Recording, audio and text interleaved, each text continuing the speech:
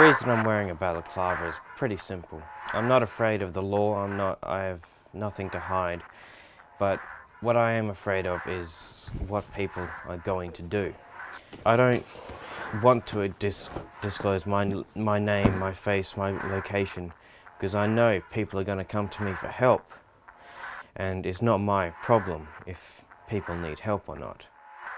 It could happen at any moment. It would take approximately 1 hour for every nuclear bomb in the world to hit their target. So that's every single major city on the planet. So that's the end of the world. And that's something that I know can happen at any point, can happen at any moment. We won't be given any warning.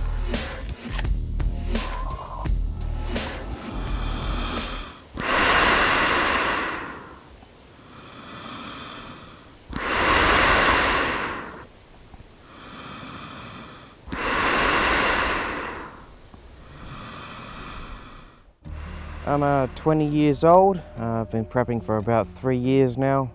The threats I perceive are going to happen are always to do with other people and to do with nature. I've always seen nuclear war as the end game. Some of the towns that would be hit with a small intercontinental ballistic missile or a small nuclear missile, it would take out at least half the population if you hit these cities. That's something I see governments can resort to if it comes to it. Like if we do get invaded by aliens, or if there is a zombie outbreak, or if a country is trying to invade, they can just unleash the nuclear weapons, and that can cause major devastation to the entire planet. This is where I get most of my stuff off eBay and Amazon. You could always have more gas masks, more food, more everything really.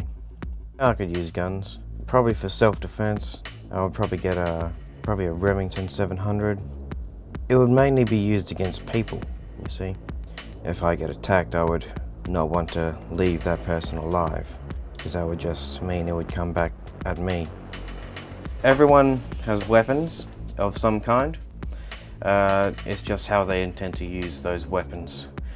If they want to use them to hurt other people, then they're not going to receive any mercy from me.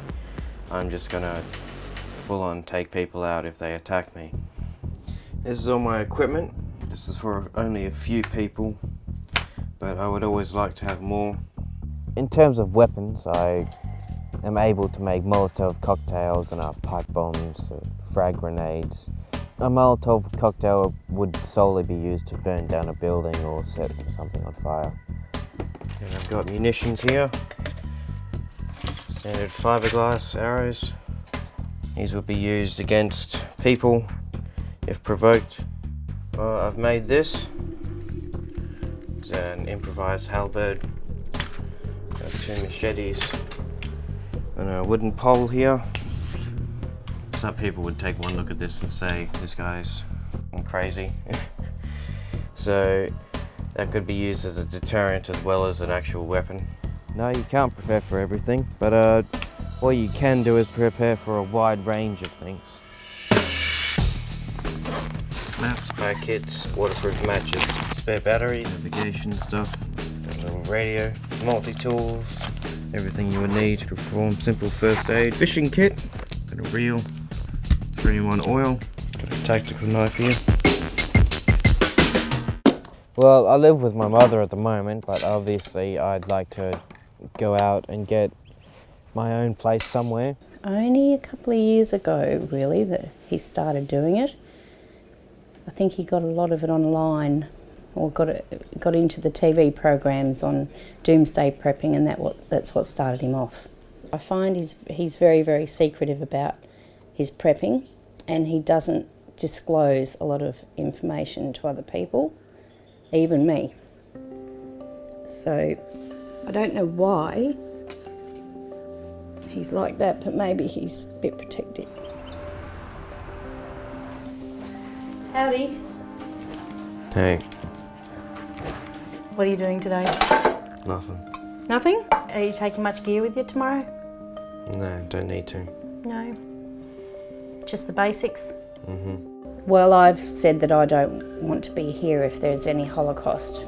I don't want to live without everyday luxuries. That scares me, actually, having invasions from other countries, because you just can't trust Republicans or other nationalities.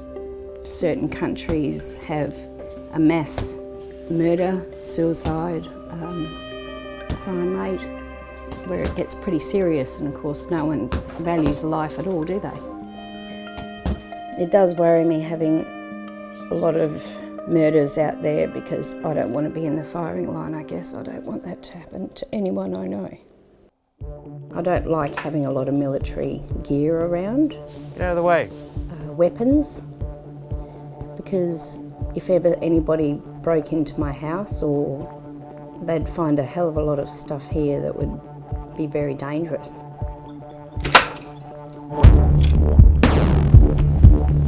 I've probably spent about $10,000 in the past 3 years on this stuff. In my job, I'm a security guard, so I see nothing but the worst of people. I see people beating up their girlfriends and just beating each other up. I also see a lot of theft, people stealing to support their own lives, people who beg for money. When I look at these people, I think, why are you even alive? You don't contribute anything to the society. What are you going to do when the society collapses? At the moment, I can probably take about 6 people in total. I have enough food for a few months. I wouldn't bring my mother or anyone who would just rather lay down and die, really. For one, she doesn't have very many skills. She's quite unfit. She has no intention of going off-road, really. And she can't live without the society. I've also told her that I wouldn't bring her. She's not coming. Pretty simple. My dad didn't really help with me growing up at all. No, I've never spoken to him about it. Oh, he probably wouldn't care like the rest of my family. They don't want to believe that it could happen. And if they do believe it can happen, they don't think it can happen to them. It's difficult for me to trust other people in day-to-day life, because I know what they are going to resort to in a crisis situation. Human nature takes over. When you're hungry, when you're tired, when you're thirsty, you will do things that you don't want to do, that you don't usually would ever think of doing in your life. And that's something that I'm afraid of. I do believe that I've had to detach myself from things like feelings. All you need to do is consider yourself an outcast, consider yourself someone who doesn't have friends, who doesn't care about anything, even if you do. That way you can be better prepared.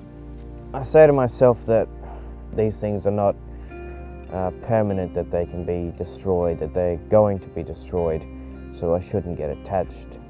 If I was to die and nothing happens, then I could just leave it to other people. No, I prefer it if something didn't happen, because at least then we can keep on living the society. But if something does happen, then I wouldn't want to say I told you so, but I would.